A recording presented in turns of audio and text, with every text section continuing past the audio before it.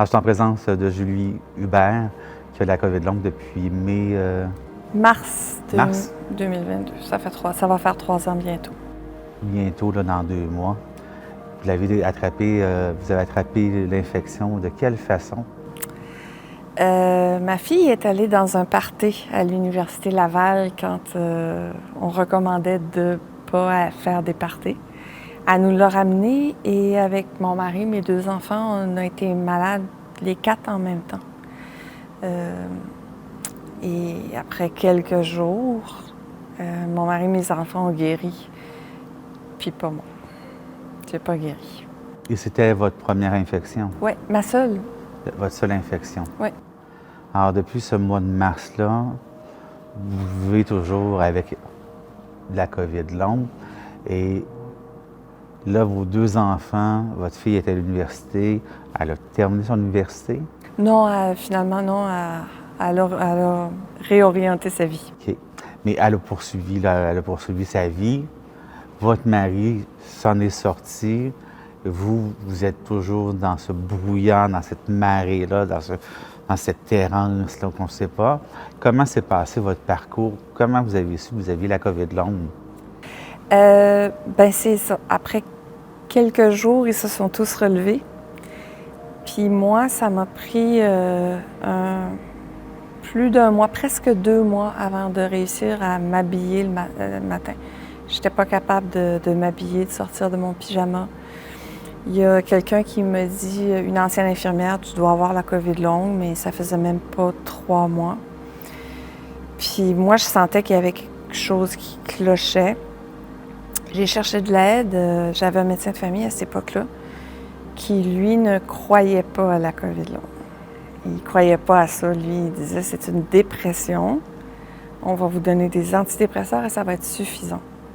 Et je lui ai demandé de me donner une référence pour aller voir un infectiologue et il m'a dit, je ne peux pas vous référer à un infectiologue pour une raison éthique, parce que moi, je ne crois pas à ça, à la COVID longue, et je ne crois pas que vous l'avez.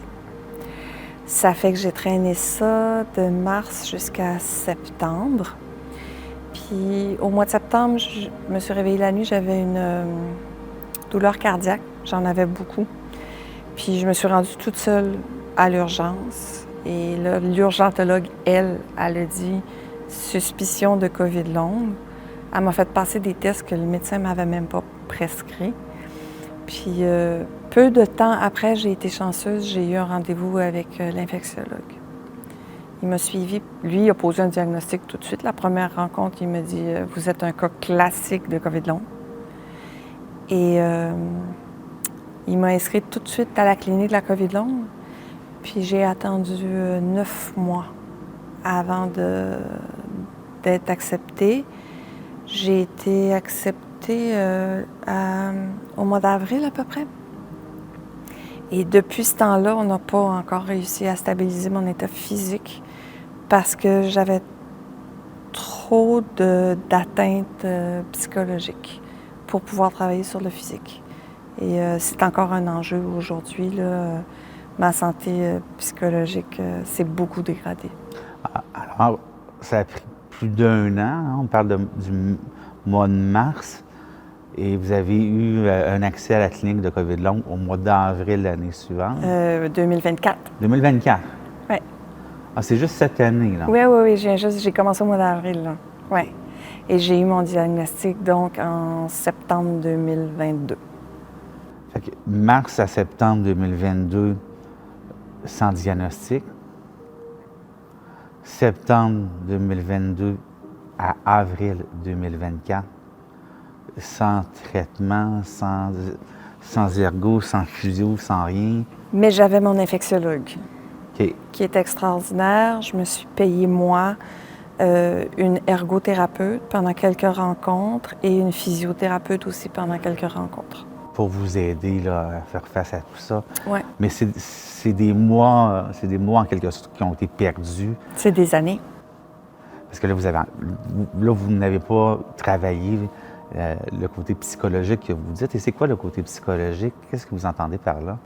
Je travaille pas. Moi, on avait décidé avec mon mari que moi, je restais à la maison. Je suis créatrice, j'écrivais. Je restais à la maison, je m'occupais des enfants. J'avais une vie qui me plaisait vraiment beaucoup. Et à partir du moment où j'ai attrapé la COVID longue, je n'étais plus en mesure de faire ce que je faisais avant. Ce qui fait que d'être celle qui aide tout le monde, je suis devenue celle qui est tout le temps aidée. Et là, toutes mes relations se sont dégradées. Mon mari et ma fille ont dû avoir un papier de médecin qui disait que j'avais la COVID longue avant de me croire. Ils me disaient tout le temps « force-toi, force-toi, force-toi ». Après ça, ben, je pouvais plus faire à manger, je pouvais plus sortir. J'ai été pendant un certain temps en chaise roulante. Ça a été vraiment difficile et ça a abouti à une séparation avec mon mari, avec mes enfants aussi. Et quand je suis rentrée à la clinique de la COVID longue, ils m'ont tout de suite pris en charge d'un côté psychologique. Puis j'ai dit à mon travailleur social, une chance que tu es là pour m'aider. Puis il me dit non. Il dit j'arrive beaucoup trop tard. Oui. Si tu avais pu faire un travail psychologique, en plus de la maladie, tu n'aurais pas fait porter à ta famille ce sentiment épouvantable que j'avais d'être inutile, de servir à rien. Oui, parce que vous auriez pu servir à quelque chose différemment, mais... Eux, ils n'étaient pas... C'est ça, vous avez fait faire ça à beaucoup d'épreuves et seul, oui. Isolé, oui. Pendant ces mois-là. Et je suis désolé de l'apprendre. Et, oui. Et je comprends que ça a dû être difficile. Et ce que je comprends de ce que vous dites, bon, votre médecin de famille vous disait que c'était une dépression. Et là, bon, il y a eu des impacts psychologiques. Alors, les épreuves que vous avez vécues ont eu un impact psychologique. Est-ce qu'on peut dire que la COVID longue et ses impacts peuvent nous amener à des humeurs dépressives? Ben oui, c'est ça, c'est exactement ça. Les gens sont portés à dire vous avez attrapé la COVID longue parce que vous êtes en dépression, mais j'étais pas en dépression quand je l'ai attrapée. La dépression est venue, c'est mon plus gros symptôme de COVID longue, la dépression.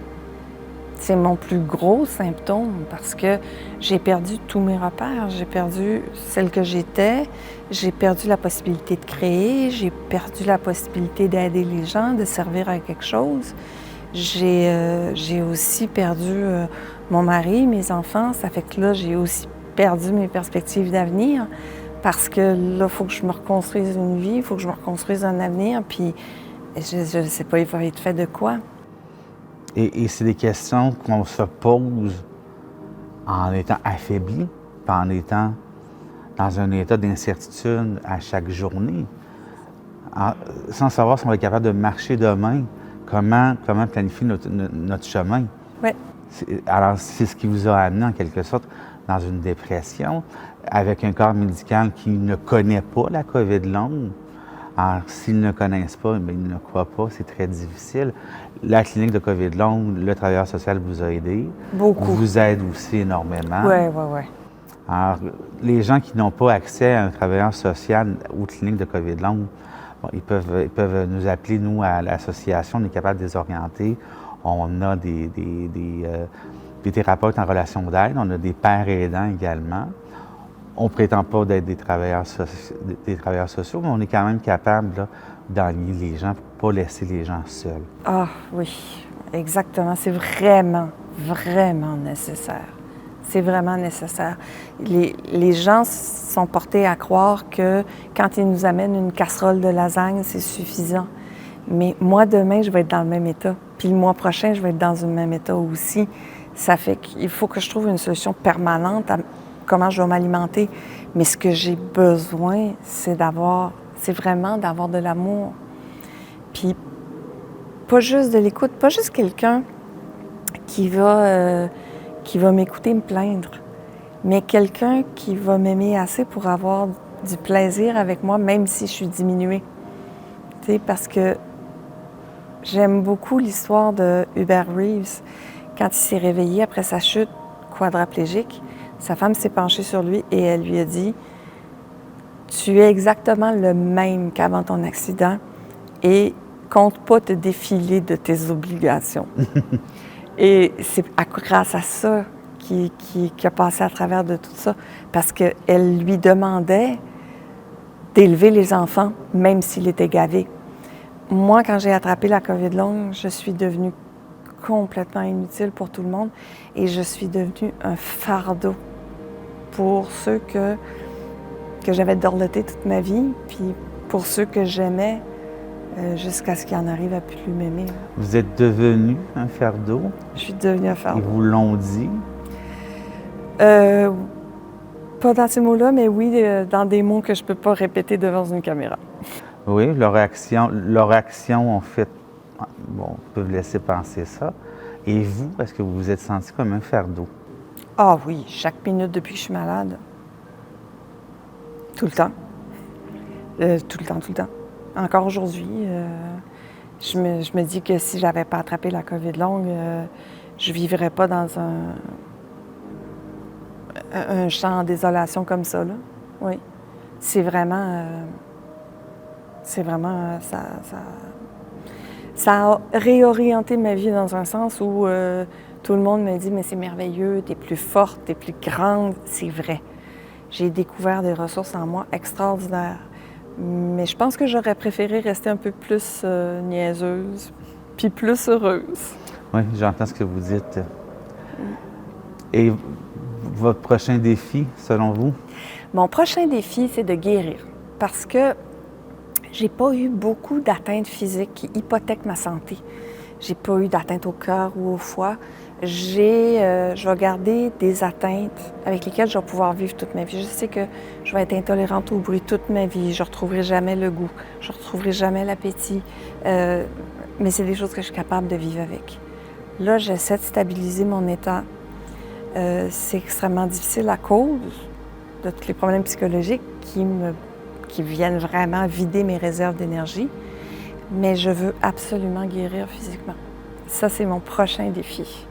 Puis, je vais m'investir dedans autant que je me suis investie pour me faire diagnostiquer. Oui, je pense que vous avez le courage et l'énergie et la volonté. Je vous le souhaite. Moi aussi. Je vous remercie d'avoir participé ça m'a fait plaisir. À nos témoignages. Je vous remercie pour tout le travail que vous faites parce qu'on en a vraiment besoin. Merci.